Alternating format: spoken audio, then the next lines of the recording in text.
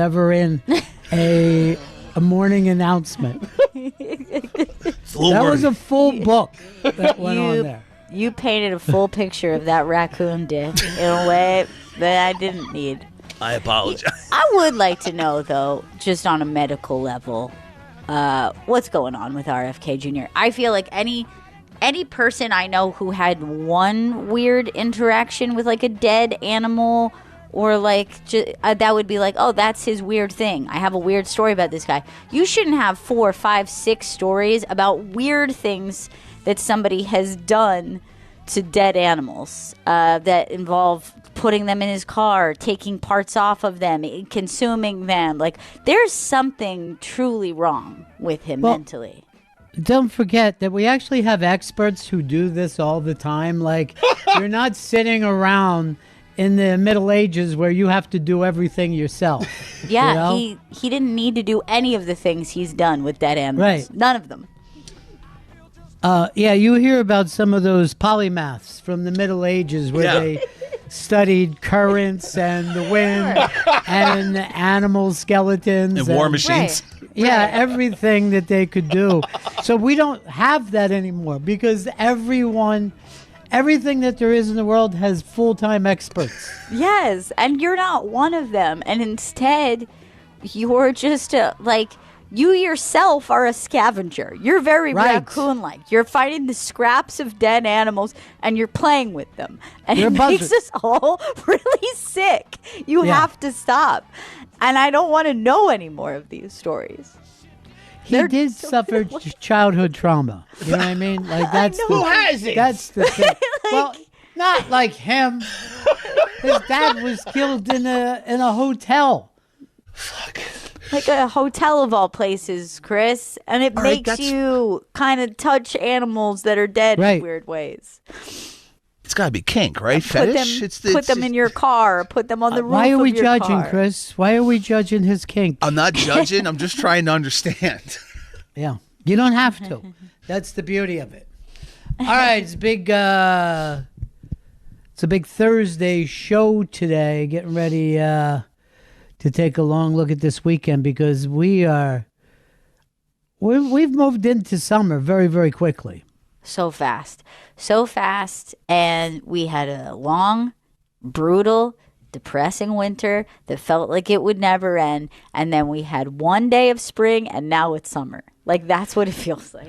Here's also the thing. I have zero recollection of what it feels like to be in the winter. I can only understand this weather pattern. I feel like we can't imagine different weather than what we're living in. Which is why in the winter, on those very cold, gray, dark days that just continued, or when we were, under 2 feet of snow, I was like, I shan't complain about the heat. I will not say, it's actually the humidity. I won't say that. I'm just going to take it because I wish I was there right now. And I know for a fact today, it's like we're like hitting 90 today. Like it's like truly a hot day. And I will be like, I'm uncomfortable in this. I know I'll feel that way. And I don't want to say it out loud. I don't want to share that because this winter sucked. It really sucked and it wouldn't stop. During the winter, I said to myself, I'm not going to complain about modern baseball. You know what I mean? I'm not going to let the stupid algorithm get on my nerves. ABS. And it's very much bothering me. But it's very helpful to see people who are fans of other teams. Yeah. Going, what the fuck am I watching? Thank God for Frank the Tank, that he's willing to go out there and scream so I don't have to. He's a soldier. We can't complain about baseball and heat when meanwhile my kids used every single solitary snow day in the books. They said we actually don't have any more snow days. So if it snows, it's a problem. We've used every single one. All right. I don't want to bury the lead here. Chris tells me we've got the big day today. The folks here at SiriusXM who have been literally so sweet and kind to all of us. Today I was talking with Jim McClure about all the port jokes that went out yesterday. And he and I each shared that we had a member of our family who said, I guess it's any port in the storm to us, regarding the fact that they didn't think that the girl we were with was attractive enough. his his was his father. Mine was my grandmother when I was 15 years old. Oh, nice. And really I was, nice. hooked up with a girl that she considered to be overweight. And then she just said to me, any port in the storm. And then laughed while she drank her highball. As she was apt to do. Yeah. Yeah. Let me tell you something. Where back where both Jim and I grew up, if you didn't have thick skin, you were going to have no skin. You know what I mean? Like you Right. were. That's true. If you said that, hurts my feelings, that's the only feeling you were going to have for the Yes. rest of your life. Don't show your vulnerability, or else that's your new nickname. Sorry. How would you like that? Yes. But he also told me that people all over SiriusXM are wishing good things, just not to me, but guys as well. It was really nice to hear. Yeah. So, as we learned yesterday, if you go to SiriusXM.com/Bennington, you can leave a voice message or a text message and show support for Ron. But there's something else that we that's launched today, and that's if you go to SiriusXM.com/Bennington and then leave your message, your message will then be brought to this page, which is you gotta slow down for a second, Chris. And just as a person, what exactly is it? this page. You'll see a picture of Ron, and it's a mosaic. If you zoom in on this picture of Ron, Whoa. Wait, just hold on for the mosaic. First of all, just slow it down. This picture is amazing, and it's all these little squares, and you're saying that's a mosaic that they put that together. exactly. I'm already touched. I'm What? already touched. This Now, is so cool. as you zoom in to the picture of Ron, the tiles get larger, and those tiles contain all of the messages people have left for Ron at No. SiriusXM.com/Bennington. Out. Yes, This is like So like my an picture is made interactive. up of all these little messages. exactly. It's so cool. It's like an interactive Chuck Close painting of Ron. Yes. This is so neat. Wow. It's built on But love. if like Chuck Close would have from the future. Yes. Oh my God. And each one of these are the messages, are the people that wrote these things. exactly. We can read those messages. Yes, you can zoom in. You can find your message. You can see all of these messages that have been left for Ron, and they're building this entire picture that you zoom in on, and you can read all of them. Oh, that's so cool. So up in the upper left corner, there's a search bar. You can search your name if you've already left one, or if you're going to go leave one today, then you can head over to the wall and then see your message. That's so cool. This is beautiful. But could I just sit and click on messages, Chris? Absolutely, 100%. You can just bounce Wow. around and just search and read and listen to all of these messages that were left for you. I love this so much. What do you mean And listen to? Oh, so one of the options you have when you go to SiriusXM.com/Bennington is you can leave a voice message or a text message, and your voice message will also be included on this wall. This is so neat. All right, let's see one. All right, you may recognize this person. I'm going to play their message. Who is it? Ron Bennington. This is Leslie Calisi, Oh. Vito's mom. Last time I saw you was at Vito's wedding, and I told you how much I love you, and I told you what you did for my son is insane. You made his whole career, and you taught him everything. You were a mentor, and my son loves you like a father, and I love you. I love Gail. I even love Chris. What? This is devastating to me, and I can't help it, and I'm going to cry. I just love you so much, and the stuff that you did for Vito, I can't even explain it to you. I can't. And Gail, you grew up with a wonderful father. You're a very lucky girl. And Julie is a very lucky woman. Your kids are very lucky. And I'm lucky because I got to meet him. And so is my son. And Ron, She got off. Oh, this was so sweet. Leslie, that really touched me. Oh, I don't know if I can even do this. That was just too much to take in. It was Oh so my nice. God, that was so sweet. And these are all people, anybody can leave a message if they want to. Anybody can leave a message. Just go to SiriusXM.com/Bennington. You can leave a voice or a text message. It's that easy. That's so awesome. I don't even know if I could listen anymore. That was so beautiful. Who put this together, Chris? Because this is like the coolest thing ever. So the mind behind it was David Pasquale. He's a vice president here at SiriusXM.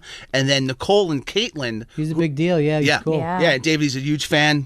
And he's out of D.C. And then also Nicole and Caitlin. And he was a fan of his, too. Yeah, absolutely. And also Nicole and Caitlin, who were on the video team for the video shoot last year for SiriusXM that you guys have met. Love those guys. I Wow, love those they're guys. so I love that great. whole thing. That was so eye-opening to work with them last year because you see, like, in SiriusXM, we're all, like, in these our own parts. You know what I mean? Yeah. But then when you see how much talent exists in the whole company, Yeah. it blew my mind. Like, I didn't know David could pull off something like this. This is ridiculous. Yeah, and that whole team was so professional and cool with us and just like so personable but talented at what they were doing, and that was so great. So, I mean, this is unreal. This is really amazing. And also that was Jim and Andrew and that's the Growth Creative Production team that everyone worked together to make this happen. I love this so much. Yeah, you should get together and give them a nice shout out on this because right now I'm just flat-footed. Yeah, this I'm is so just cool. flat-footed with this. I also have a message from Damien in Asbury Park if you'd like to listen. Do you? Okay, I'll give it a listen. Ronnie B, it's Damien from New Jersey. I'm about to be 42 in May. I've been listening to you since freshman year of high school. I was already a huge O&A fan. This new show, RonandFez.com, shows up at night. I start listening to that and I never stopped. Except when you went to DC. I kept up here and there on Syndication Underground. But since you came back, the XM and K-Rock shows, I've been with you every step of the way. I've listened to every episode of Bennington. I never miss a day.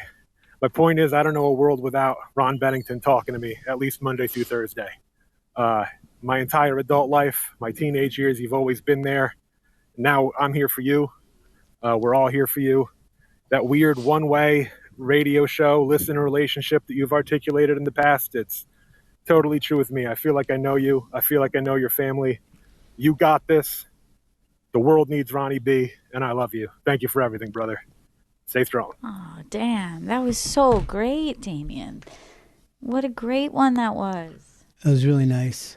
It's so touching. This is so cool. I mean, I appreciate everybody who's going. Chris, what's the address again for people who want to contribute? So that's SiriusXM.com/Bennington to leave either a voice or a text message. And if you just want to see the wall, just want to check that out right now, SiriusXM.com/Bennington wall. That's so cool. Do we have links on our socials? Oh, there's going to be links on socials everywhere for everyone to check this out and to contribute. But what about right now? Can they do it right now? Yes, they can. You can go to our socials. You'll find them. Okay, that's what, yeah. Instagram, Twitter. All right.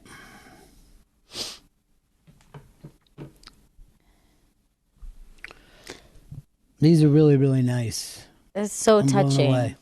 Yeah, I mean, what Damien said, is like that it feels sometimes like this one-way connection or that you know us very deeply. But the people who have reached out, who have listened to Ron throughout the years in many iterations, like it's so cool to hear from you guys. And we're feeling this support so much. So like, to have this place to go listen to these messages and read these things is just, it's so touching. Here's a Mr. Jim Norton leaving a message.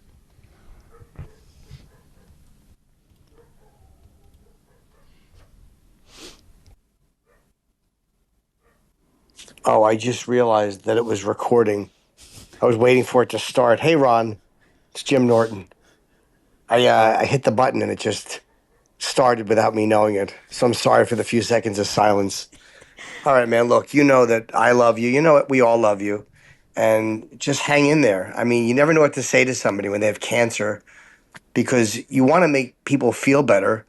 But, you know, there's nothing I have to say that's really particularly helpful other than I love you and I hope you're all right. And nobody likes leaving these messages because we always realize what shitty talkers we are as we're leaving a message that we know somebody is going to listen to. But hang in there, buddy. And hopefully my next message will be better. This is my warm-up inspirational message. Hopefully my next one will bring some real light. It was perfect. Oh my God.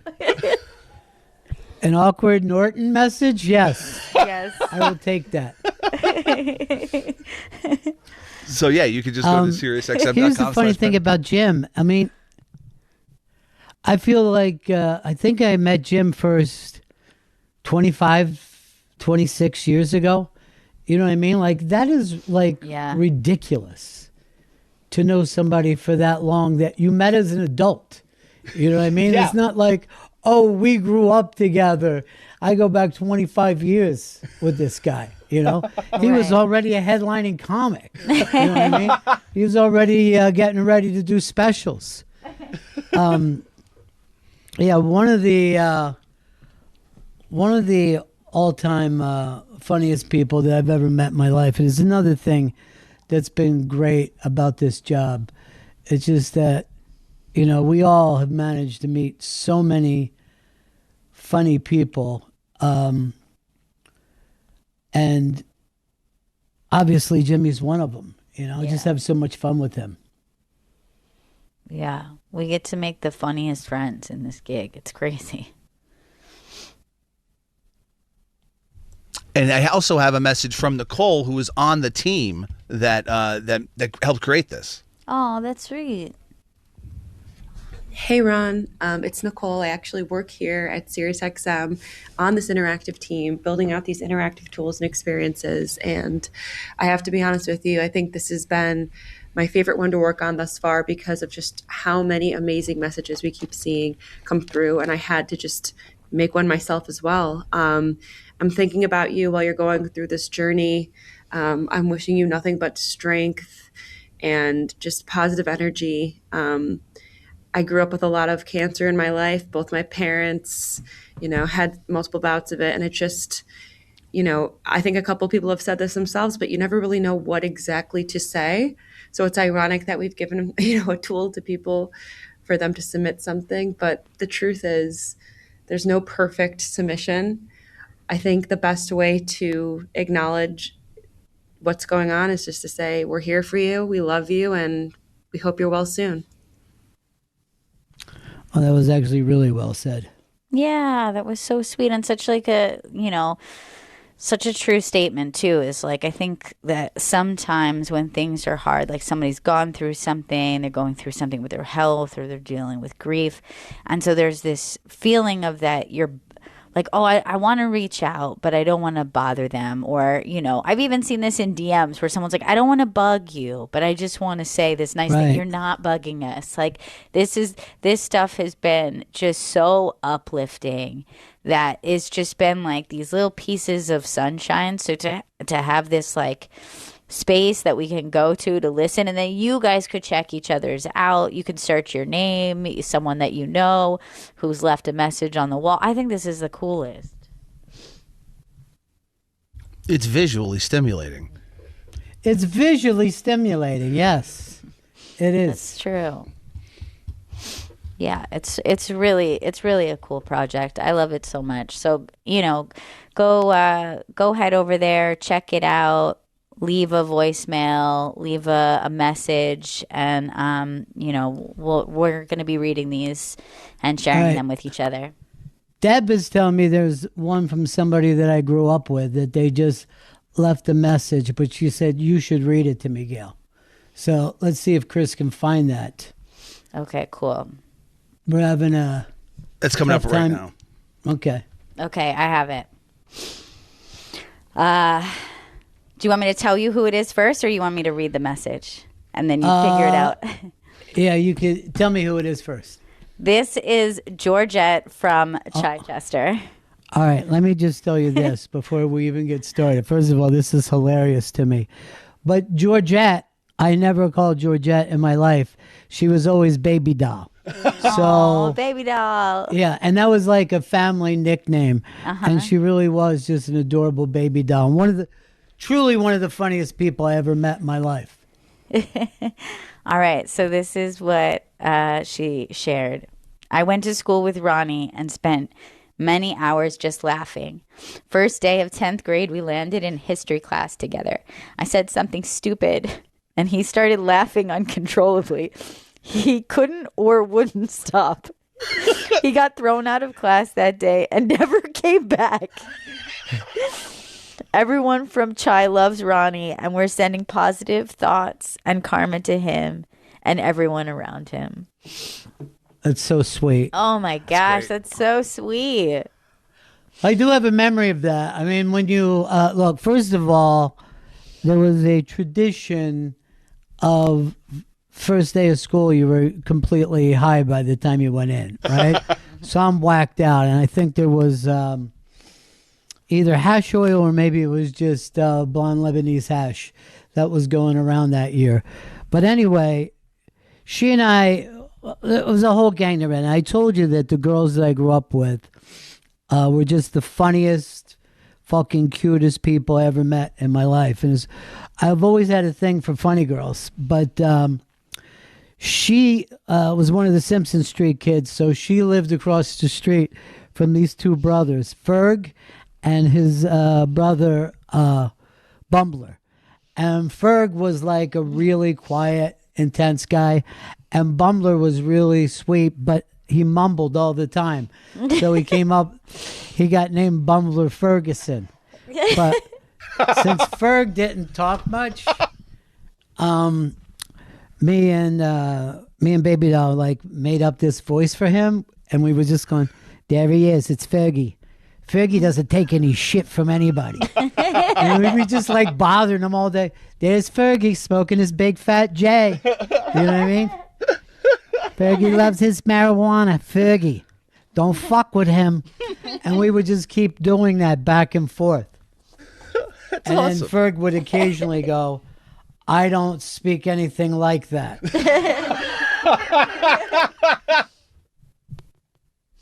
Sure you do, Fergie. Yeah. So that's incredibly touching to me. All these things are incredibly touching. I do hope people realize that it really does matter a lot. And let's give another thanks out to the whole team, Chris. Oh, that's David Pasquale, senior vice president of SiriusXM, Nicole and Caitlin from the Growth Creative Production Team, and Jim and Andrew, of course. Andrew Grews, Jim McClure. All these folks have been just so amazing to us. Yeah. And it's also great that people are like acknowledging you guys, because I tried to talk about this many times before, that when you're in the caregiving stage of your life, it's one of the most difficult things that you can do, and it'll wear you down, and then like it'll get so exhausting and frustrating sometimes that I guess you would just start slapping the person who has cancer. Oh no, I don't want to do that. Telling him, just stop it, stop making everything about yourself. But in many ways I think it's harder for the people that love you. Yeah, I've had a lot of people reach out who have been caregivers to family members or currently are caregivers to family members who are dealing with cancer. But last night I read this message from this guy, Jake, who reached out, and he just took the time, at first he gave just a little bit of, insight to him taking care of his wife. And then I was like, yeah, I'm here for any advice if you have it. And the way he took the time to explain different things that could be helpful to me, helpful to my mom, make life a little easier for my dad, just like little tips. And he wrote so much stuff. It was so helpful, everything that he said. I just asked him about, maybe the stuff that surprised him or he never knew it before going into it, because it is scary going into it. You're like, shit, I don't know anything about this. It's a weird thing about cancer, and we said it the first day that Ron shared his diagnosis. Is like, it feels like the biggest, heaviest thing in the world if you've never been through it. And then you realize how many people are in it, have been through this thing.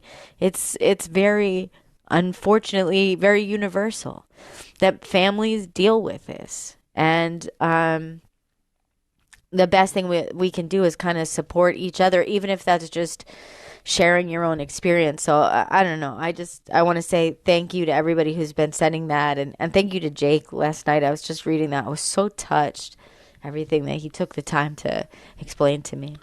Yeah, just beautiful people everywhere. I'm trying to hook you up with this lady named Kobe. Is C-O-B-Y, Kobe? Yeah. Mm-hmm. I don't know why I thought it was spelled with a K. It can be. And, Yeah. Because at first I thought, Kobe Bryant. Sure. And yeah, of course.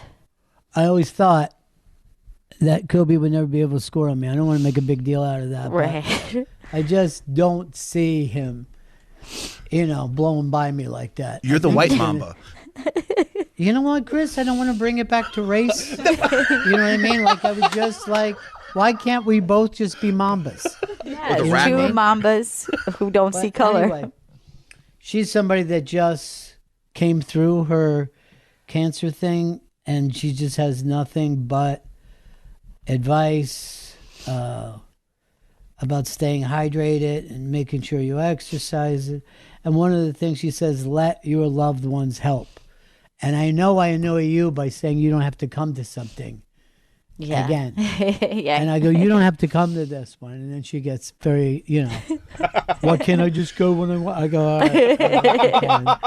But I'm trying to be nice, but it doesn't come out that way, Yeah. I mean, there are people who have sent me just like, oh, here's a good thing to take in the bag with you when you start chemo. Here's like, oh, it's always cold in there, so make sure you have like a sweater or a blanket. Like, like little tips of stuff that like you'd have to learn the hard way. But there's people out there who are willing to pass on the things that they've learned through this. So I appreciate that so much. I have a feeling I might only have to do chemo one time and then I'll be fine. Yeah. That would be so Possible. cool. Yeah, it'd be sick. In a good way, positive sick. And then the doctor's like, hold on, what do we put in that chemo? Yeah. Let me look back at the recipe because I didn't expect it to work so fast. The doctor we have now really isn't trying to give me a lot of hope. I will say that for him. Well, he does rub you a lot, and that's nice. He does rub me nice. He's really like very physically affectionate. What? And it's What? You don't want to know something? I don't know how Ron feels about you doing to Ron. I find it very sweet, but he's never not petting Ron, and I think it's I think it's cute. Ron, I love it. He gives him little pets as he talks to him, and like rubs I'm old his arm. school. I'm old school where people were free to touch each other wherever they wanted to. I was really I'm not part of this Z thing that's going on right now.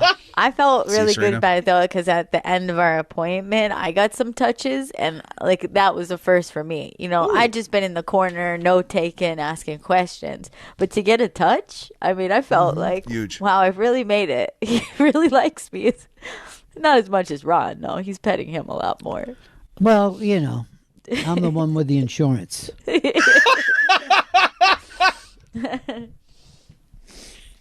Well, this is really nice. I'm sure we're going to be checking back on this.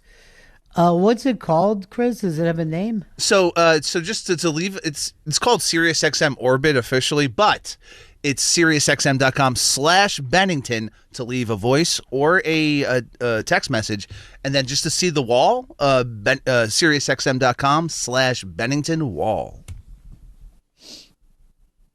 And you can also leave a message from there as well. Oh, cool. All right, Deb said it's the world's biggest get well card. I like that angle. Oh, huge. that's so true. It is. Well, as you folks go and leave, I kind of like the hearing people's voices Yeah, because you it don't is normally nice. get to do that. And I even liked when Jimmy didn't know when it started. It's a good warning to you when you go to Yeah. hit record. Go ahead and start talking right away. Oh, I just stink. I just stink at this. Otherwise, we'll have a nice millennial pause at the beginning of your message. Yes, everything could be a millennial pause. Serena, it's your last day with us until you come back for this summer. It is I can't believe it. devastating. I'm devastated. I just feel like at this time when Ron needs us the most, Yeah. this is Right. when you go. This is when I I, mean, what the hell? abandon you. What the hell, Back to that Serena? scumbag ex-boyfriend in Virginia. he Seems like he's pretty cool. He's a cool dude. He has a great mustache. Does he? Yeah. Like a porn stash? I Yeah. would like to see a pic. Now I'm curious. I can pull up some photos. They're not Okay. all deleted yet. Okay, good. The 70s stash is back. Oh, yeah. Huge. And I always laugh when people get mad about a mustache because everyone with a beard also has a mustache. Yes. So why is it when it's just the mustache are you furious? It's very interesting. I would say that's literally the very strange thing about our society is that the lack of cutting your hair, wherever it may be, is the thing that's weird. You should be like, hey, I'm a weird person. I cut my hair short. Or like, I've made a little hairstyle out of my hair. Like, that's the thing that's strange. That Having is. long hair, facial hair, armpit hair, leg hair, that should be the standard. Yes, And that's the the other human one- condition. The other And one yet- is just like self-expression. You're doing a fun little weird thing. We like, oh, you grew a beard instead of, oh, you stopped scraping the hair off your face with a very sharp razor. Because society told you should. What's weird is, all right, so the mustache was banging through the 80s. The 90s just destroyed it. Then it came back a little bit in the 2000s with like the Brooklyn culture with the Yes. fun curly Q. Oh, yes. But then that was shitted on. But now it's just like Shitted on. people hated it. A shitty don't eat. And then now we're He shit it. Oh, you're out of the bathroom. He just shit it in the bathroom. I've never heard shit in the past tense like that. Some people will say shat. Oh, that's a good point. You know what I don't think that's a real word. I don't like shat, and I never have. I feel like I just use he shit, he's shitting, it's shit. It's just shit. You don't Yeah. need to. I don't think you need to say he shat. So don't you need could have to. just said, he just shit. He just shit. Instead of Chris saying he just shit it. And then he shit everywhere. Not then he shat everywhere. I mean, like that feels very weird. Isn't And it a kinda little more- posh. Isn't it a little British? I think it is. Yes. It feels posh to me when they say it. So I looked up the most common past tense of shit is shat, but it's not official. It's not like a real past tense. I feel like it shouldn't be the most common. It- Though. First of all, if it's not official, then it's nothing. Yes. There's no reason to talk about it. If you show up and you say, here's what the dictionary says, then that carries some weight. But you're just like some guy on Wikipedia. This- Thinks shat's the way to go. This guy wasn't even on Wikipedia. It was on Reddit. Gail, you said you wanted to talk a little bit about singers today. Oh, yes. Let me pull this up because I want to give credit to the person who sent it to us. It was Anne. And this is like one of my new favorite things, too, is that someone will say, look, I don't have any advice for you, but I do have a show topic. And I think that that's so Good. funny. So let me just pull it up so I definitely have While you're looking that up, I got to tell you, your banana thing that you put up yesterday on stories Yes. caused probably the most DMs I've ever seen in my life. And quite the brouhaha, okay? But I have to say, far and away, the number one way to eat the banana is that 7, that first day of yellow.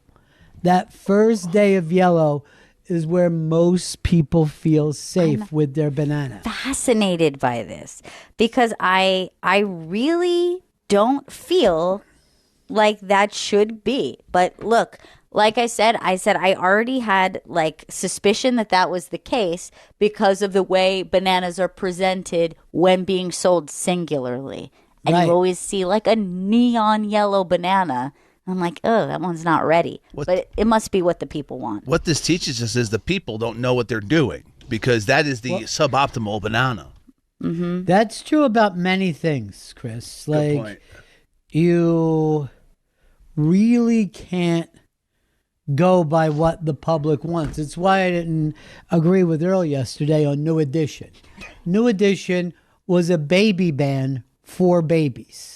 It's something babies. It's like saying that the Demon Hunters are the fucking best fucking band today. You know what I mean? Yeah. Right. And yes, if you're fucking 5 years old, I totally get it. I liked the Archies when I was little. You know? I like Josie and the Pussycats. I feel like they should be in there. I'll say this: I like Josie. I wasn't crazy about the Pussycats. I felt like she could have done better. That blonde one was a bit ditzy. Okay, so here's the topic that Anne wanted to ask us because there is a definitive answer. Okay.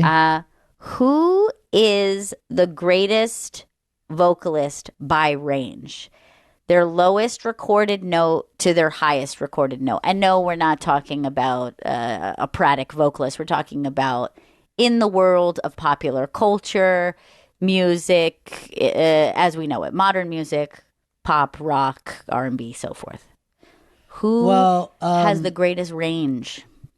This I actually know because Do you know somebody tested it before. Yes. So I don't know whether you're getting yeah. I'm going to ask Chris first. I'll go to you last because if you feel confident that you have it. Chris, who is our greatest vocalist if you look at their range capability? I have to go. The dirty girl herself, Christina Aguilera. She does have a very large range. Earl I wonder where Douglas. Serena's.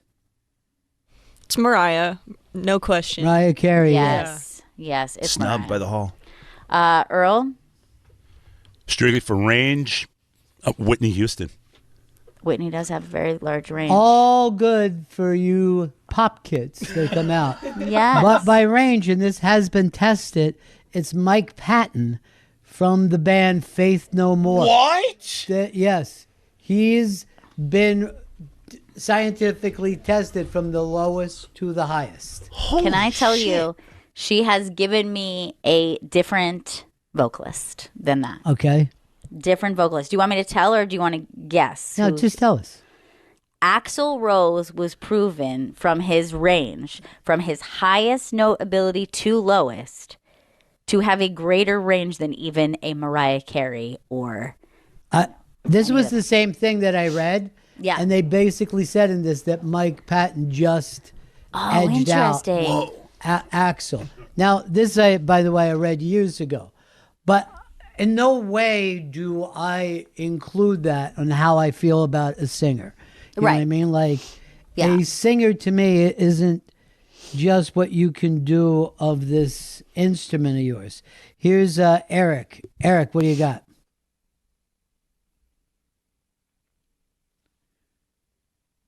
Hey guys. Hey. I was going to say Harry Nilsson. I think I love Yes. anything Harry Nilsson. I would agree He does have a 100%. really good range. He's one of my all-time favorite singers. And he's also like, of some of my favorite singers, their favorite singer. You know somebody who has a very really good range Yeah. is Elvis Costello. That he very comfortably moves from like low baritone notes to falsettos within the song. And you hear that sometimes when he kind of cracks up in kind of almost like a yodely fashion. He'll go up and down, but it never feels strained and it never comes from place of like power. He's never like pushing it out. He's very comfortable in his range. It's pretty impressive. I always found this when you see a singer, they're like, I'm going to do this song as a falsetto. And Mick Jagger has done it. Prince has done it. I am always 100% of the time embarrassed for that person. I'm like, this, it's almost like you're cross-dressing. Like, what are you doing? This isn't the way you sing. Stop it. Stop it. I feel like with Elvis, when I am singing, like I remember I will be singing like Poor Fractured Atlas along with him, and I'll be like, oh, I've started too high here. I'm pitching up a little too high. And then I'm like, no, let me meet him down here and down low. And I'm like, well, now it's too low. Like, it's pretty crazy, his abilities.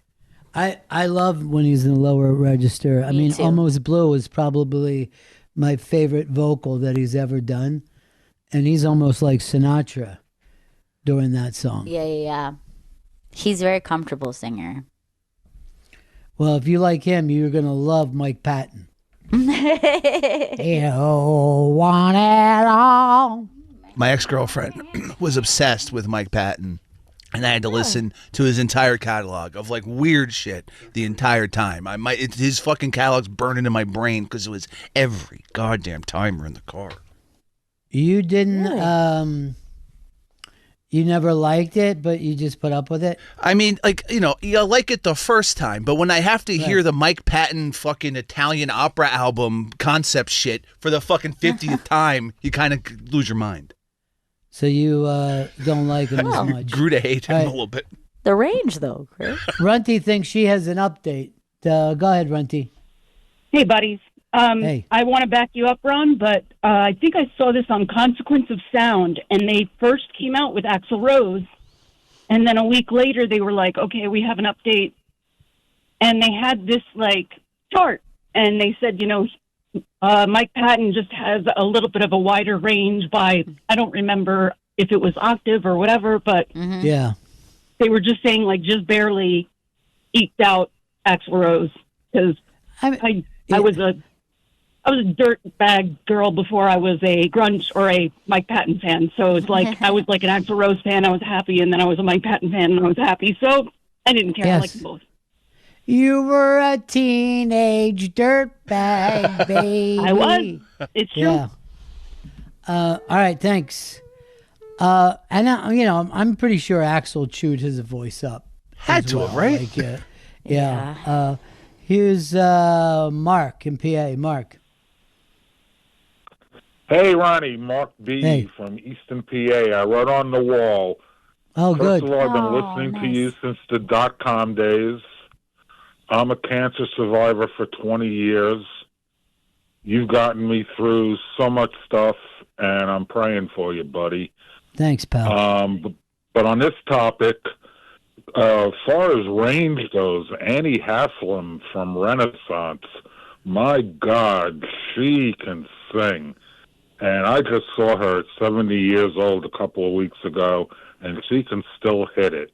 And if you guys pull up Prologue from the first song on the first album, just the range she has, or Ashes Are Burning, or you guys probably know her song Northern Lights. Oh, of course, yeah.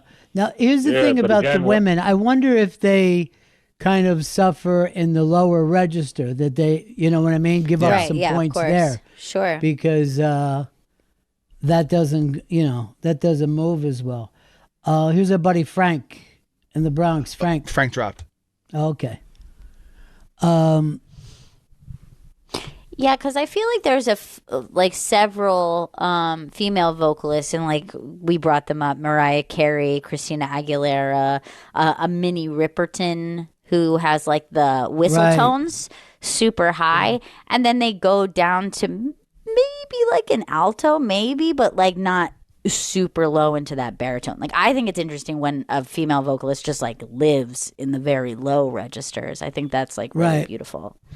But here's the thing. I am less impressed with what anybody can do vocally, but what they can do with their soul to make me feel this song is like a real thing, that people actually feel this emotion. And it's like so surprising to me, and this happens in cover songs all the time where people are singing with a smile. And if you're like, pay attention to the song, dude, it's heartbreaking. Yeah. Right. You know what I mean? And, but you're belting it out. A real good, like, vocal performer is also part actor, I think. Sure. You know? But if you listen to Sammy Davis Jr., and he's fucking singing Mr. Bojangles like it's this fun, silly fucking song, and you're like, what's wrong with you, dude? Are you What okay? did you lost an eye, but you also lost your empathy at the same time? Also, I think one of the worst things that's ever happened to us is this feeling that people need to make these noises with their voice as they're waiting for the song to kick in. Women do this all the time now. Well, you'll just hear them, doing almost that Michael Jackson thing. It's like a scat. It's like scatting. Made me want to pull his fucking shoes off and chase him down the street. Just fucking get to the song, dude. You're filling DA for no reason. Just there's instrumental playing underneath you. Is this our buddy Valerie? Yes. Hey Valerie, how are you, darling? I'm good. How are you? Real good. Oh, I've just been thinking about you so much, but I just wanted to give my input because I had kind of always heard that one of my favorite artists had such a great vocal range. Hi, Gail. Hi, Chris. Hi, Deb. Hey, Val. Yeah, and I think I've always heard Chris Cornell. 100% true, yes. Chris Cornell. Beautiful, beautiful singer. Really gorgeous voice. Really, and the thing that I always liked him, you couldn't see the effort. You know what I mean? Sure. I don't know what he had to do to sing that way. Yeah. Maybe he had to sit around for a half an hour to get his vocal cords in that kind of shape. But you could never tell. And he would just come out and just crush it. Yeah. Crush it. Yeah, I feel like he was like a very underestimated singer. Oddly, yes. Yeah. It's weird because he was known as having like such a great voice, and yet there was something that was just a little underneath for him. And I've run into him a couple times. One time we saw him performing up on the Late Show things. We work down the street, and he was just on top of that Late Show sign, just fucking crushing it. Not with Soundgarden. He was playing with that second band. Audio Slave? Audio Slave, yeah. Yeah. And I mean, he was just crushing, but I ran into him before at Sirius XM, and unbelievable ability to sing, but truly one of the most masculine, best looking men I've ever seen in my life. Very much You so. know? Yeah. Just like, what the fuck am I looking at here? You know what I mean?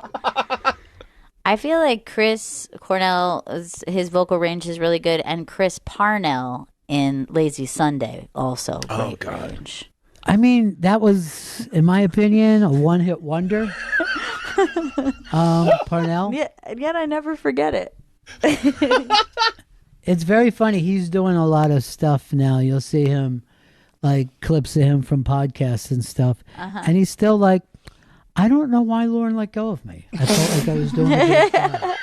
Like he never really came back from whatever happened to him at Saturday Night Live. Oh, definitely not. That show can fucking crush you.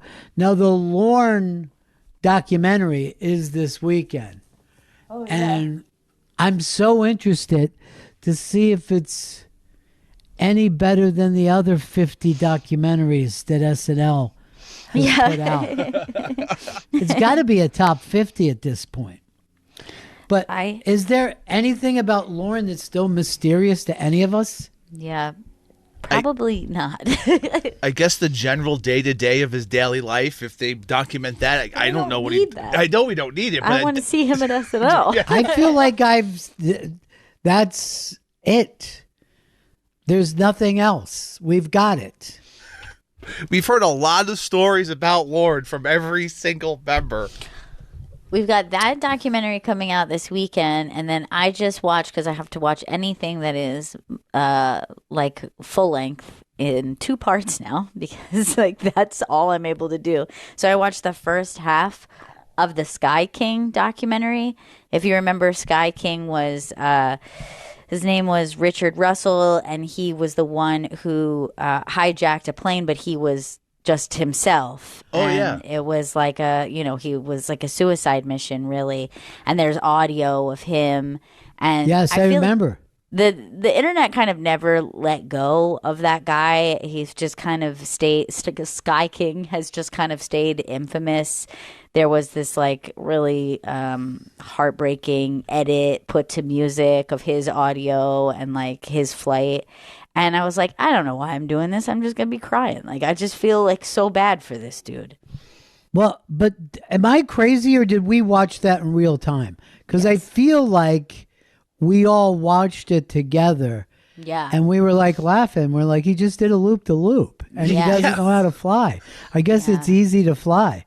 But he had no intention of coming back. He had no intention of coming back. He had no intention of hurting anyone. There is like a moment where I think he's unsure of how he's going to do so. I think he kind of says something a little strange, like, hey, you guys are going to put any fighter jets on me? Like, I mean, I wouldn't blame you. I mean, this is a dangerous thing I'm doing. Like, I think he wasn't sure how he was going to go out, so he was kind of saying things like that. But he was just like, hey, man, I don't want to hurt anyone. I'm just a guy with a couple screws loose. I feel bad. I don't want to hurt my family. But, yeah, his moment of, like, he had never flown before, and he's just like, I think I'm going to try to do a barrel roll. And they're like, I'd rather you got to, Sky King. So then you fucking do it. He's like, I can't really imagine me pulling this off. And then he does. They say he was like feet away from the water. And then he was like, wow, I kind of didn't really expect to survive that one. Like, I really just did that. He's the best. Yeah, Sky King. Let's go to Carla in New Jersey. I think Ronnie James Dio has a voice. Oh, yeah. People Dio love has a Dio. voice. Here's the thing about Dio. I feel like Tenacious D even put him back in the spotlight. You're right. Yes. Dio has rocked for a long, long time. And now it's time for him to pass the torch, as they said. He's a very powerful voice, but I met him once with Eddie Trunk. Eddie introduces me to Dio, and I could not believe how tiny he was. I mean, tiny. Wow. Really? For having all that voice. Like, I bet if he weighed 125 pounds, I'd be shocked. Jesus. Yeah. Here's Glenn, our buddy Glenn. What's up? Hey, buddies. I didn't think I was going to have anybody to contribute to the range until you said that women struggle in the lower register, and that instantly made me think of Lana Del Rey. She can get pretty low. She does have a low. She gets high. Yeah. Yeah. She does have a She very gets good me range. But yeah, I love when she's in that very low, kind of sultry range. Do you think that if I was a gator guy down in Louisiana, she would have fell for me? Yeah, I know I mean, so. if I was a guy that just went out and grabbed gators, brought them up on the boat, Wrestle them. Here's James. James, what do you got? Ronnie B. Hey. Man. Thanks. I'm a rock guy, but I really appreciate George Michael. The funny thing is, the older I get, the more I find comfort in George Michael. Mm-hmm. Yeah. Solo and why. Wham? Or just or the entire catalog? Solo. I mean, the Wham stuff is like, it's like we were just talking about with like New Edition. They were like the white New Edition for people. That's perfect. They weren't trying to make music for adults. But then when he got by it and like, because his personal life was kind of fucked up. Yeah. You could hear it in his music. You talk about a guy who was like the Sky King, fucking not paying attention to what he was doing or not caring how close I mean, he was like one of the most famous fucking people in the world, and he was picking up fucking dudes in public restrooms. Wild. You know what I mean? In the fucking park. And you're like, you could get so much fucking dick that is professional. You know what I mean? Yes. You could get that $1,000 an hour dick. He coming could over have your the house. dick of the litter. You know what I mean? Yes. Like, he could have whatever he wants. It's so well put, Chris. Here's Tom. Tom. Hey, how's it going, Ron? Hey. Yeah, Ron, I was saying, how about Freddie Mercury from Queen? Now, is it fair to put opera singers in here, or are we He's- just talking about rock and roll singers? Yeah, I mean, he's an operatic vocalist for sure. Yeah. But it was interesting to me, like, he wasn't on that short list of singers that did have the highest range. But he obviously does have a very large range, is comfortable, and knows how to, like, move through them with a lot of power. Yeah, I guess so. I don't know. You know how, like, there's some people that can't stand to hear people eat? Yeah. You know, there's a certain personality. Deb has one of those. So I'm always sending her things of people online eating cheeseburgers because it's so fucking gross. You know what I mean? And there was Yeah. a guy I sent her the other day. He had 8 fast food cheeseburgers and was comparing them who had the best. And Yeah. he was taking big bites of each. And it was, even for me, a person who doesn't suffer from this, disgusting. But so I was just sending them out one after another. But that's how I feel when I hear Freddie Mercury sing. You know what It's I mean? I'm basically just like, that. why are you making that noise? There's a guy that I follow who just makes very sloppy, wet sandwiches, and he eats them very messily. And I don't think that Deb would enjoy. Send it to her. I think she would like it. Okay, Gotta I'll break send her it of to this. her. Yeah. Because it's also like, not only is he like crunching and munching and stuffing it in his face, but it's also dripping down his Yes. hands, because it's usually he's got like a fun Sloppy. sauce he's putting. He's a real Yeah. eater. Yeah. Deb, what is your thing called that you have? Misophonia. Misophonia. Deb, you're gonna Long get us in time. trouble with that. Finally, I'm not on the HR list. Oh man. Now, were you always bothered by this, Deb, or just it come like a later in life thing? When I was young, my family liked to torture each other with these sounds, but it was like tolerable. It's only been in the last, 10 years that it's risen to this level where the thing is, if you try to ignore it, it turns ragier and ragier. And so you explode. So this happens to Earl almost every day when he has his 6 bags of snacks.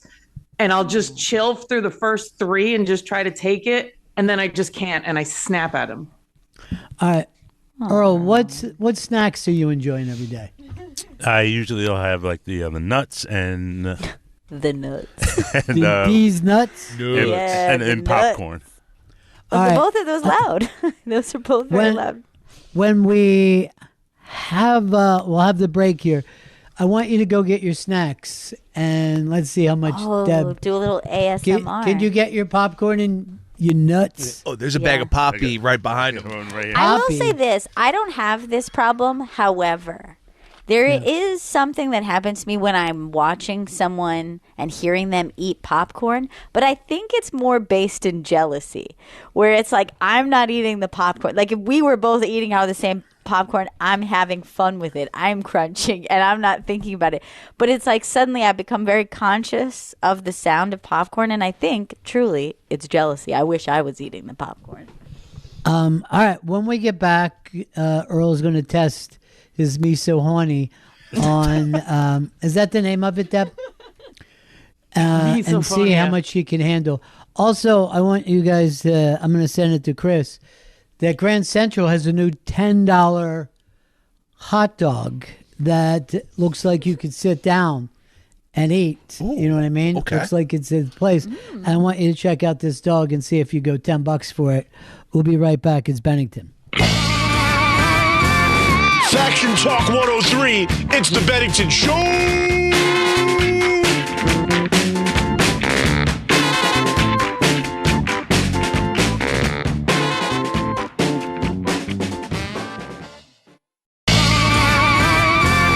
Faction Talk 103, it's the Bennington Show!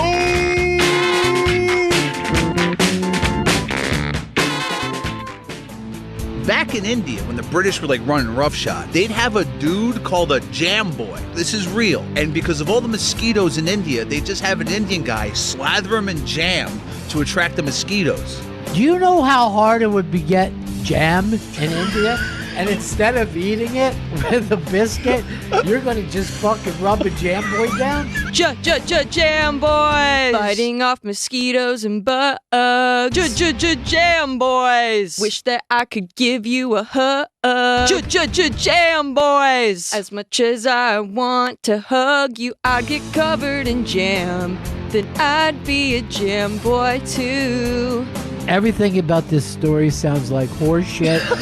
Yeah. We're talking about real slavery that existed. That was real. And then you come to us with Jam Boy. Scrape the jam off of Jam Boy, and we will put it on top of cupcakes. The Indian dude would get to keep the jam. Chris, your punishment to be the show's Jam Please Boy no. tomorrow. Jam boys! I was saddened by your ordeal. Jam boys! Till I learned your ordeal was not real. Jam boys! Chris Stanley does not know how to double check the internet to see if your story is true. Go back and listen to the tape and go, hey guys, want to hear a great story about Jam Boy? Oh, Jam Boy. Oh, Jam Boy. Chris Stanley bringing down the Jam Boy Jam, and of course Serena on her last day before her break, showing us her vocal range. Yep. And Yes. Serena, I think that you have done more with one note than anybody could ever hope to. You know, Yes. I'm always saying if this radio thing doesn't work out, I'll pursue a career as a singer. I think that's a good avenue for me. Yes, you're definitely a contralto, that's for sure. Yeah. I think you could do both at the same time. Yeah. Just like the Big Bopper did before his plane went down. One night at the Cellar, I just heard Norton do a rant against the Big Bopper for like 10 straight minutes, which I found to be like, I mean, something that took place almost 70 years ago. Hello, baby. He just has a hate for that, as if Earl was eating his snacks. Now, Chris, I sent you guys the $10 hot dog that's being sold at one of the steakhouses. Let's take a look at this. All right, so here's the video of for this Grand Central $10 glizzy. Dirty Dog. Now- We are sitting in the beautiful Grand Central Terminal, and they are serving a $10 hot dog, some slaw You gotta bring the meats, volume up if pickles, you're gonna do it, mustard Chris. right there on the bun. You're sitting here in a nice restaurant overlooking Grand Central Terminal. All right, I'm going to tell you what I like right away, and you didn't put it on with what he was putting on, but I did like the fact that it was more of a roll It is than a roll. that white bread bun that so many people will eat. Yes, like the just grocery store from a bag soft bun. Just soft. Right. Yeah. And he had pickles. I think he had mustard. And I forget what the other thing was. Some kind of, I can't think of the name of it. It was like right an now. onion. It was like a No. It was like one of the more salady type things that you could have. But I wouldn't have went for that. I feel like the thing looks like it's worth $10 to me. I'm interested because in of the it. roll. Yeah. Yeah. And I'll also say this: if you're going to dress your hot dog, you have to have mustard. I prefer brown, but I understand people with yellow. Yeah. You have to have diced onions raw. And then rather than a pickle, I like to go with relish. I think a relish is a real kick there. Yeah. Thoughts on sauerkraut? Because I'm a kraut head. I'm not a kraut person, and I'll tell you why. When you put kraut or chili on a dog, you taste the kraut, you taste the chili, and the dog is somewhere underneath that. They're both very strong. I've come to accept kraut in a circumstance if you're eating a kielbasa or some sort of brat. But if I want just like a hot dog, I actually don't Right. want kraut on that. There's not a lot too of taste overpowering. to a hot dog. You know what I mean? So you have to be careful. Yeah. And I feel the same way about the chili. I go, I'm just eating chili now. Yeah. With the mysterious tube Yes. in it somewhere. Yes, I love a chili dog, but let's be honest, the focus is on the chili. That's Yes. it's its own thing. It's just like it's a chili with an extra cylinder of meat in it. And like when you and Chris were young and you guys were dating for a while, you were always sucking on a chili dog outside Yes. the Tasty Freeze. Of course we were. Don't deny that, Chris. We were once young lovers. He wanted to be a football star. All right, Earl, let's hear you eat your popcorn and your nuts, but stop trying to I want you to do it like we weren't here. Eat like nobody's listening. Okay. So I'm starting with some nuts. What kind of nuts? This is with cranberry, sesame seeds. It's a You trail haven't named mix. it. It's a trail It's a trail Okay, mix. so it's Okay. not nuts. Maybe there's nuts in it, but you haven't mentioned them yet.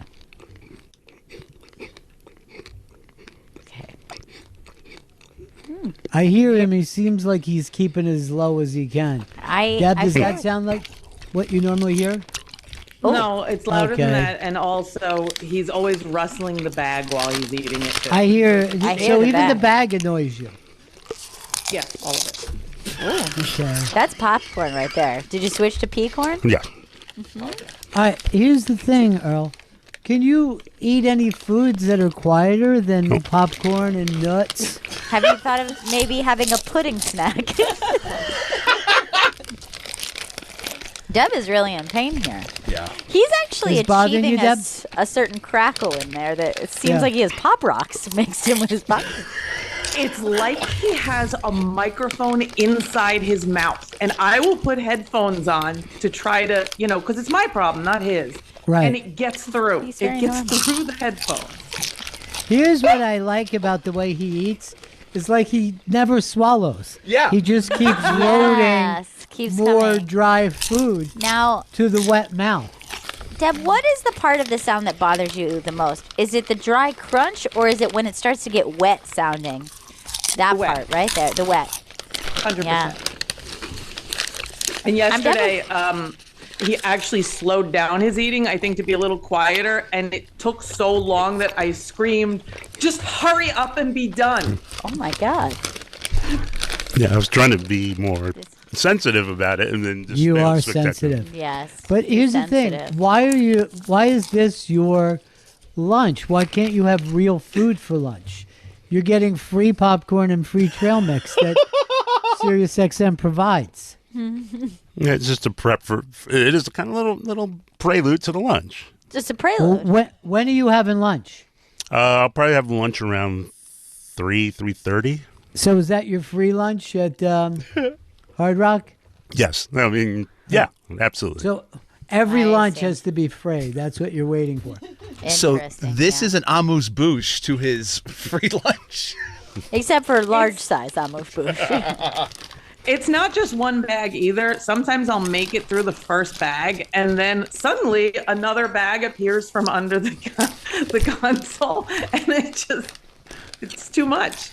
He's like a magician with his just constant bags of popcorn. Have you thought about maybe also getting a bag of popcorn? Because I think that maybe you have what I have. You just have pea corn jealousy.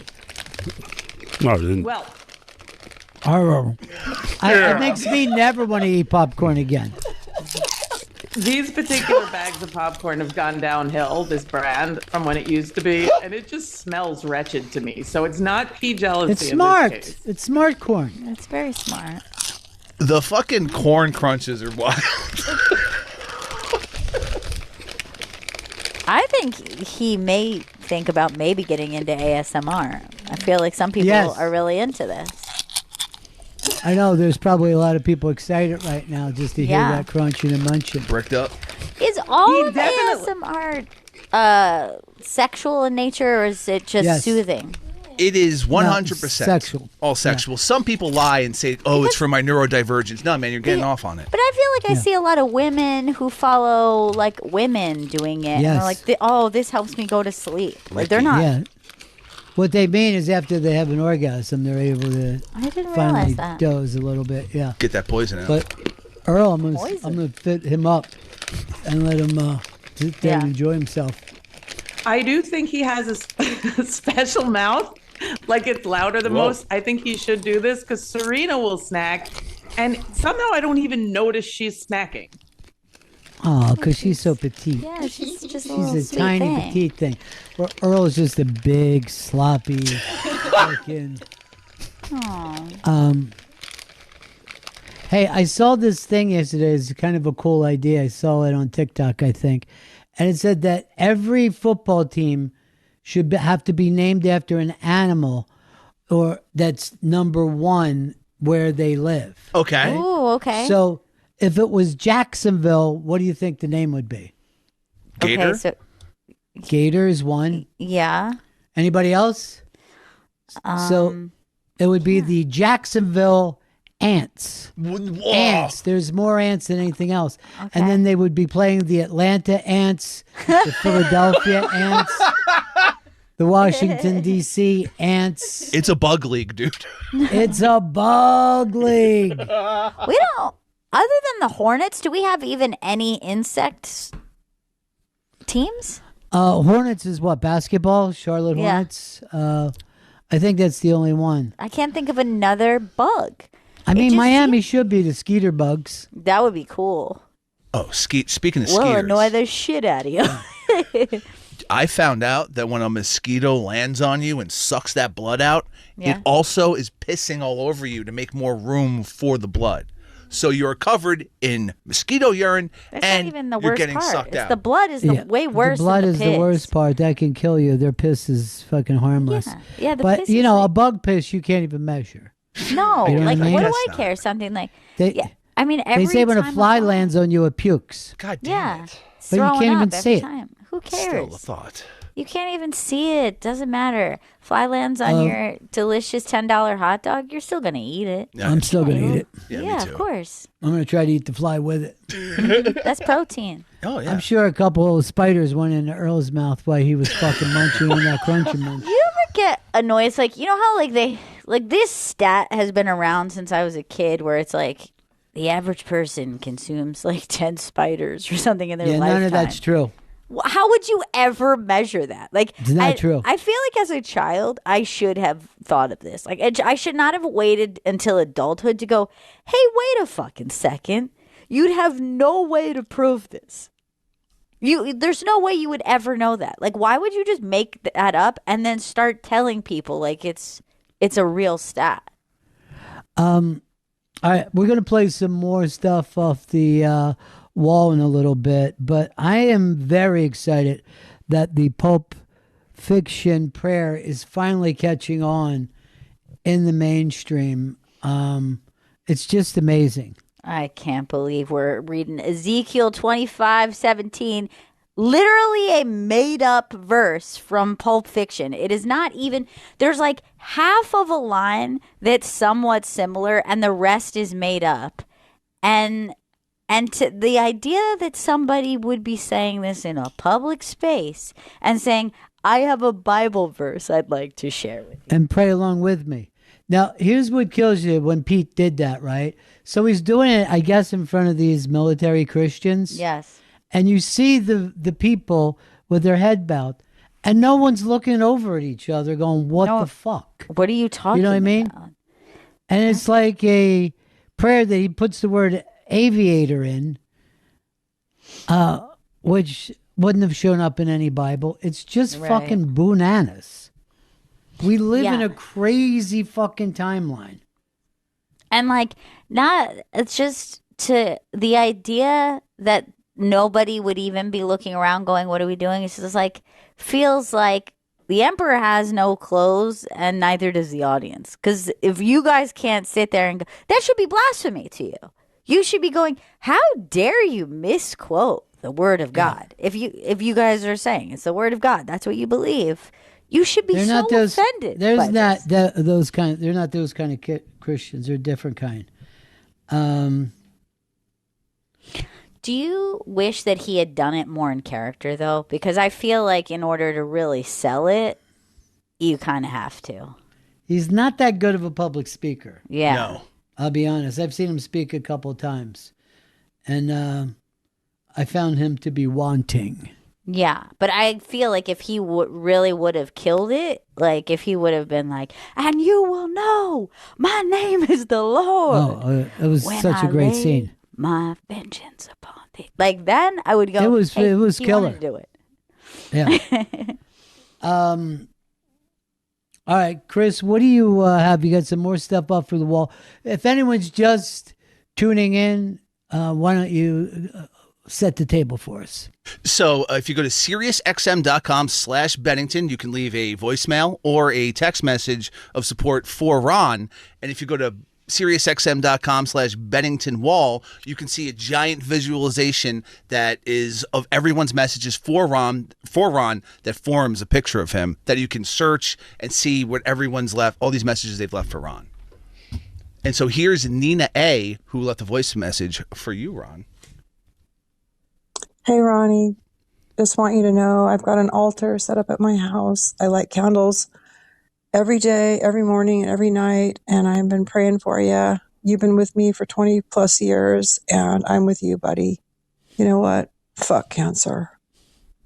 Oh, no. Yeah, I know Nina. She's really great. She sent Chris some weed back in the old days when it used to be a big thing to get weed in the mail. It was very exciting. That's very, so very sweet. exciting.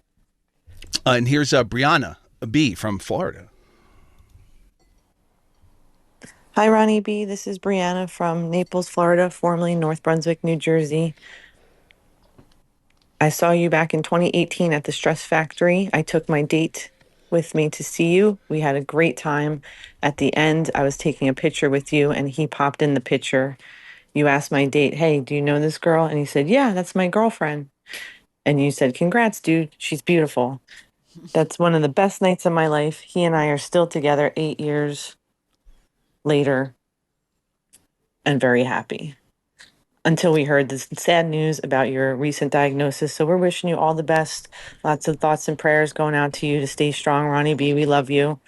And if this thing does take a turn for the worse, you can bet your ass that Fez Marie Watley is up there in heaven annoying the piss out of everyone. And God's like, we got to get this guy handled. And you're the best at that.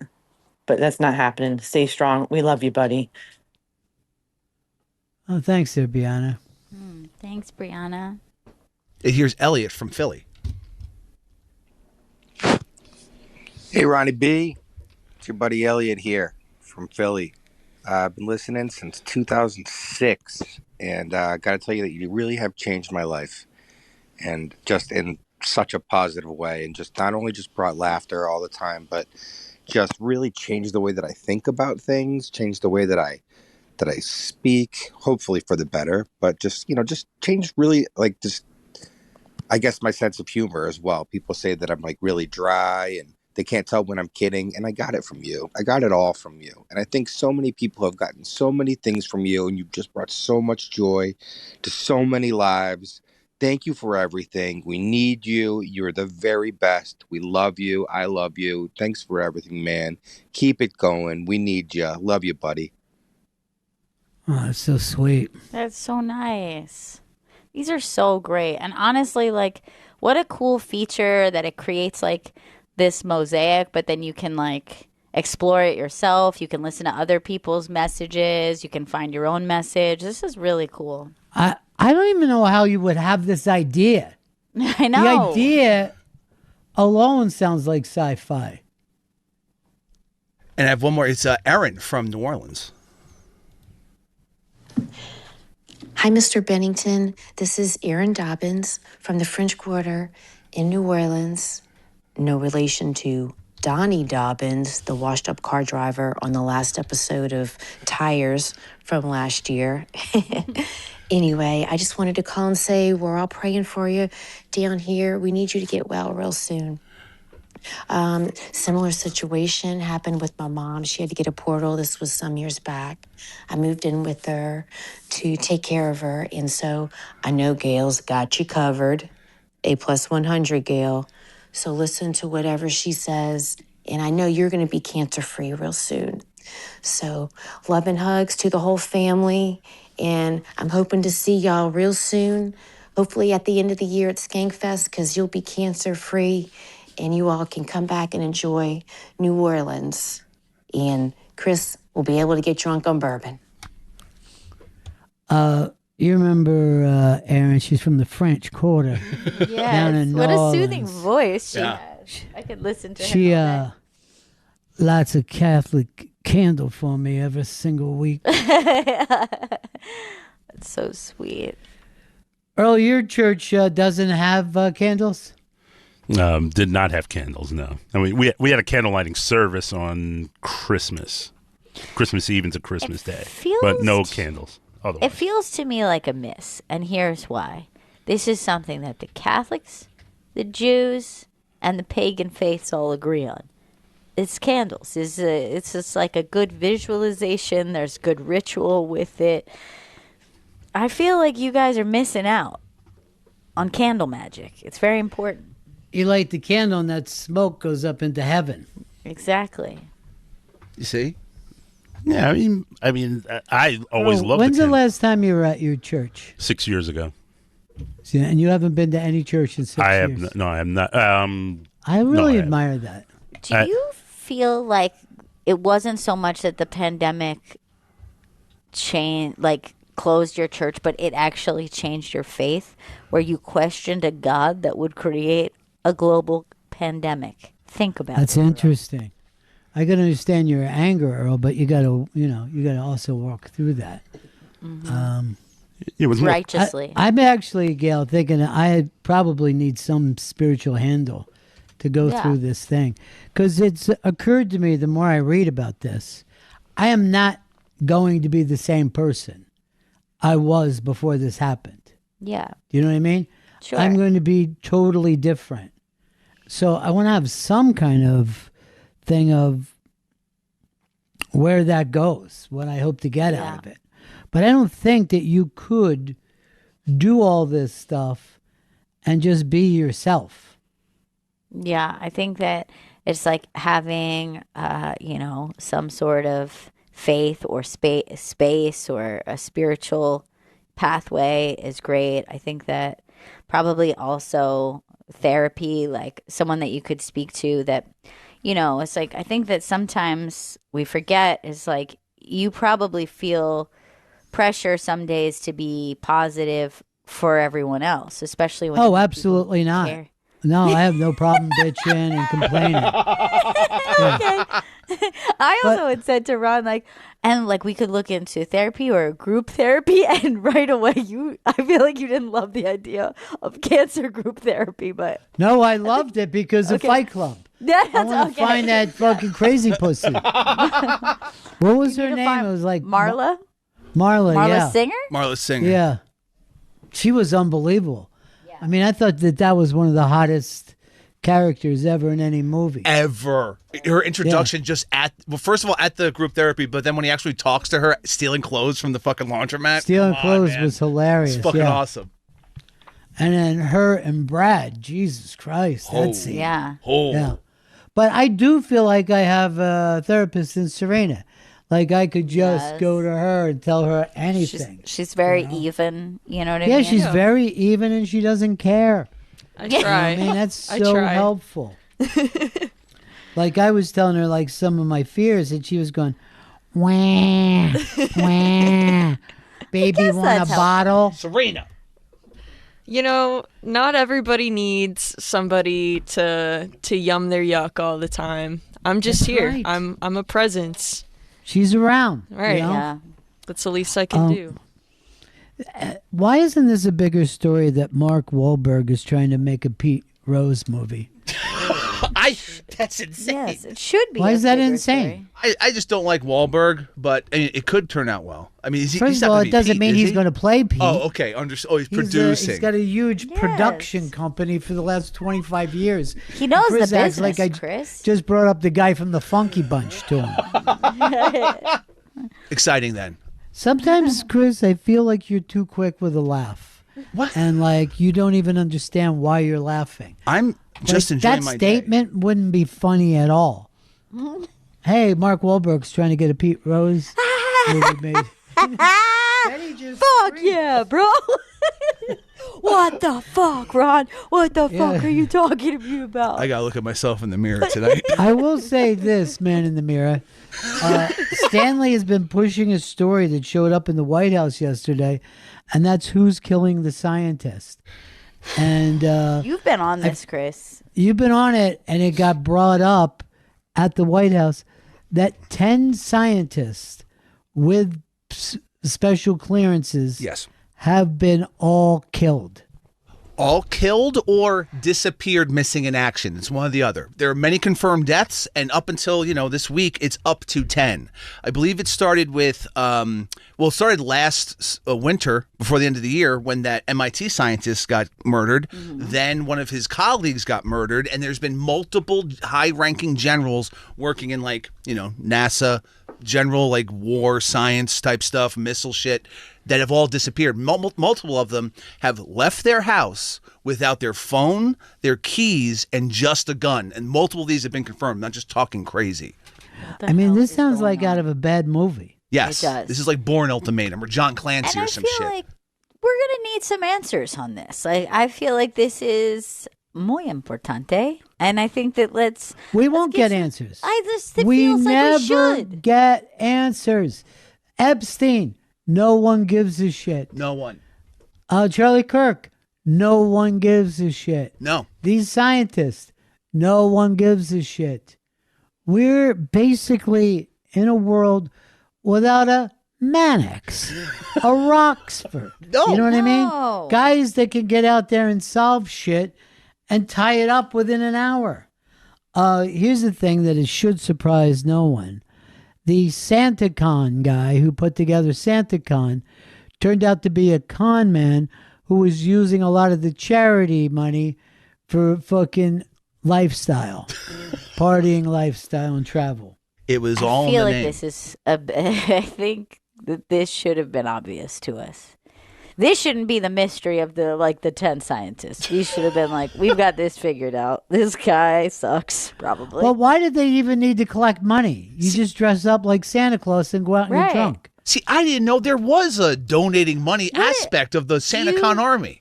Who is getting the cut of what here? Like, what do you have to pay to be one of the participating bars? Are you paying for a ticket to SantaCon? Can someone explain this to me? Because I've stayed so far away from every SantaCon that I won't even go to that section.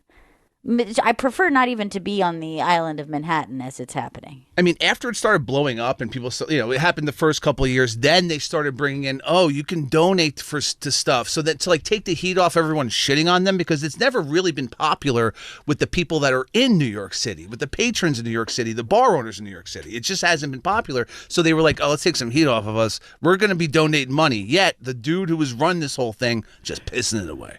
Can I tell you, Johnny loved it. Because they would come in and just fucking empty the bar out and leave. Right.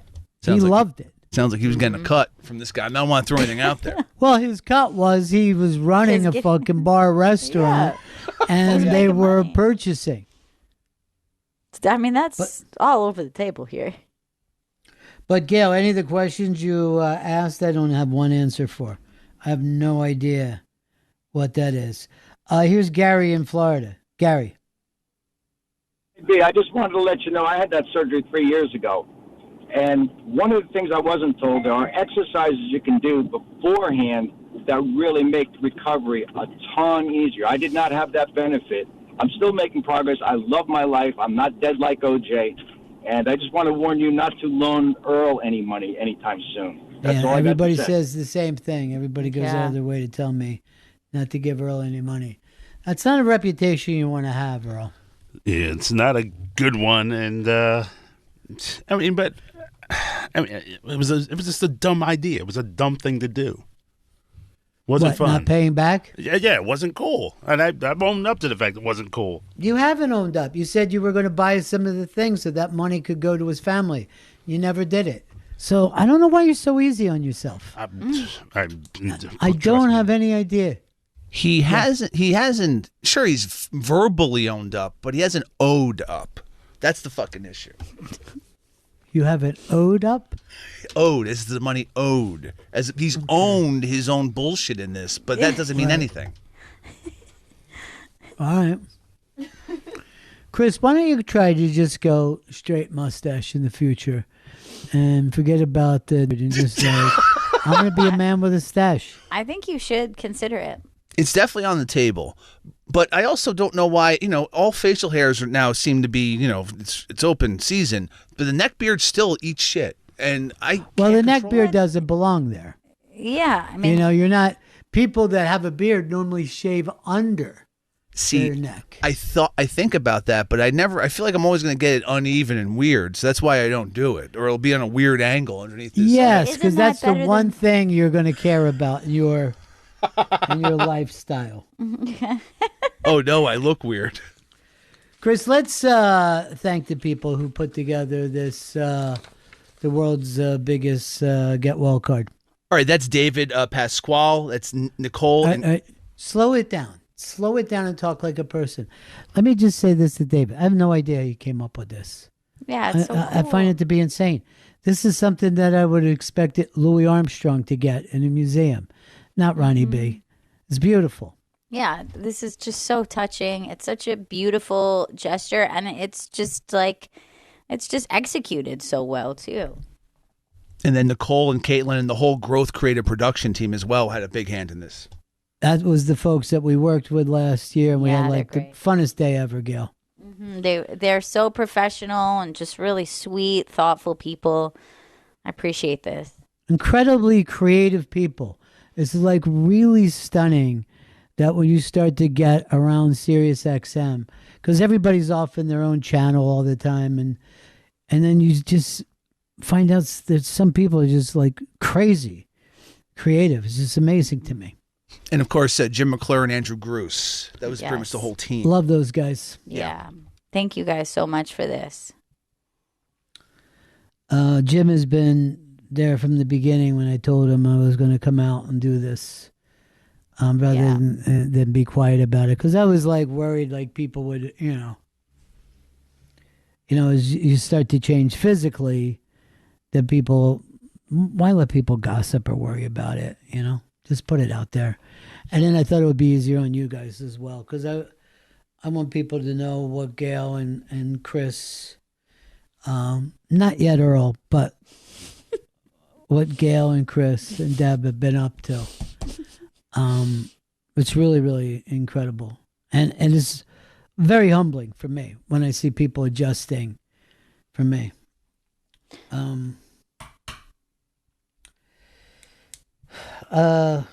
So Gail, I know that Chris has been on a couple of weird things lately, but he actually said, "Are you a trousers or a jeans bro girly?" And I'm not sure what he meant by that. This is where it came from. Yeah. Someone was texting me about pants, and I was like, I'm just going to hit their text. Hold on. What? I need to know more. Just tell me the relationship with the person. Friends, Milady, partner. Okay, thank you. Not so stop saying so. Like, because I was just like your best guy friend is texting you about pants. Just say milady. I can't. Why don't you say this? I made out with a good friend of mine last night for 2 hours on the couch. And then we complimented each other's trousers. Maybe some hand stuff. So she texted me about pants. I can't remember the context of the pants thing, but I was like, you know what? Instead of giving it like a thumbs up, I'm gonna hit it with a custom emoji of just pants. So I searched for pants, and the only pants emoji they have is for jeans, which are not trousers. They should have a trousers fucking emoji. But all right, why don't you just stop for a second? Sure. How common are trousers these days? How many times do you run into a man with a real set of trousers. See, this is the thing. I began thinking like about myself. I prefer trousers to jeans straight up. I don't currently. I don't think you know now? what a trouser is. The trousers just like pants, right? Non-jean No. pants. What? Not necessarily. Oh. Like with a suit, you're wearing trousers. Oh. You see that kind of thing that you're dealing with. But you wear capri pants most of the time, Chris. I do a lot. Yeah. Or harem And pants. you wear sweats. Yes. Now, you don't think that sweatpants are trousers, do you? I don't. See, this is the thing. So this is the issue I had. I thought trousers were the same as just a pair of slacks. You know what? The question should be jeans or slacks, boys. Slacks would be a better way to go. Yes. I feel like also, yes, like sometimes I think that someone will see like a chino pant, perhaps. Okay. And then go, oh, those are trousers. But there's a very specific pleat that's happening with a trouser. And yes, you usually are seeing it with a suit. It's very specific to what's happening in the, I don't know, I guess just like below the belt, above the crotch area is very specifically pleated. Let me just even ask Chris and Earl this. Oh. Have you ever gone into a store, into a men's store, maybe a men's warehouse, and let a man help you pick out pants, shirts, and have him wait outside of the door while you're in there changing and come out? Has that ever happened to you even once in your life? I'm going to say once it did happen at, and I don't mind putting them on blast, Men's Warehouse, and I was treated like a fat piece of garbage, and I vowed to never shop there ever Hold again on. or go through that experience. Whole thing. There's no way. This guy was talking so down to me, I might as well have been in the gutter because What did he say to you? He was acting like I was fatter than I am because I fucking like he was grabbing fucking coats. Hey, he was grabbing coats that I was just swimming in, and then to the point where it's like, you know what? I'm just leaving, dude, because you're fucking fat shaming me and you have a bad attitude. He was handing you too fat a coat? Yes. Is what you're saying? All right. Let me just say this. And I think that fat guys have a tendency to feel like they're being talked down to in those stores. Because I guarantee you, these guys have clothed Jackie Gleason before. You know what I mean? So they know a big guy. And Men's Warehouse specializes in wide men, a wide load. Yes, they know. I'm going to say this. 90% of men do not like having anyone help them try on clothes. The only people who do are bone racks. And they're very comfortable with it. Oh, they love it. Yes. Have you ever seen a model, like specifically like a male model, being dressed, zhuzh, doing the hair? Like they're very comfortable because like what do they have to be ashamed of? They're just chilling. Can I tell you, they're all built like Oppenheimer. You know what I mean? Exactly. They have that fucking along came Jones look about them. Yes. Earl, I know no one's ever helped you with any clothes because I have the feeling that your mom has purchased most of your clothes. When I buy particularly blazers, they always try to make me change up. And they're like, I know this looks good on you, but you should try this gray. You should try this, or a tie, which I never wear. It's important that you grow up. Yeah, is what they're saying to you. Yeah.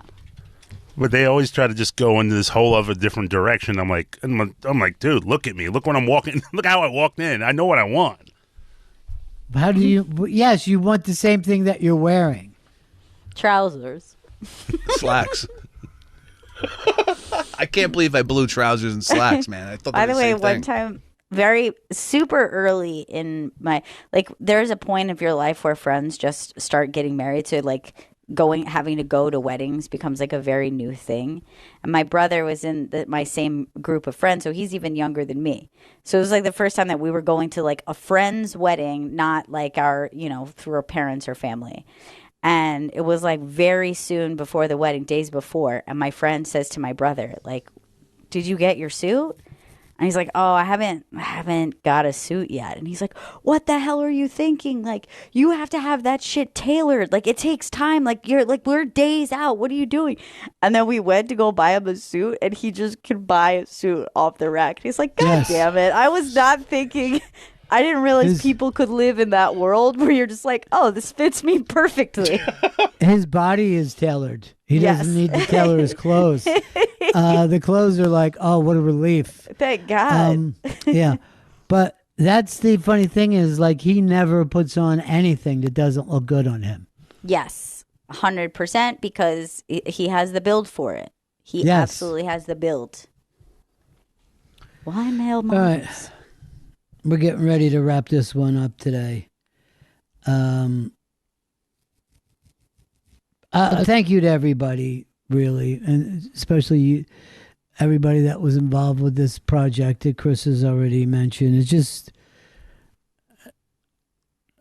absolutely blew me away. I can't believe somebody would do like some work like this. It's just incredible. And when you tried to explain it to me yesterday, Chris, I didn't understand it for a second. So I want people to go just look at this. You know what I mean? Don't try to go by description at all. Just look at it. It's just it's a phenomenal piece of work, and I'm very humbled to be the recipient of that. So thank you to everybody involved. And you can go view and interact with it at SiriusXM.com/Bennington Wall. Bennington Wall. Bennington Wall. Bennington Wall. This would be nice if one of the museums would just set it up so I could go into a museum like that. With a one of those touch screen. hands-on museums. Yeah, the touch screen stuff. Because you do need to be able to interact. All right, we ready to go, Chris? I know you're struggling technically there today. I got some up. We're good to go. All right, are we at the end of the show? We are at the end of the show, correct. Wait, thank you, everybody, again. Today was another one of those days. It was just, I'm stunned. So everyone, I'm sure we'll have a lot more by Monday, too, to share with you. So we'll share some more. Get involved in it this weekend. Everybody stay safe.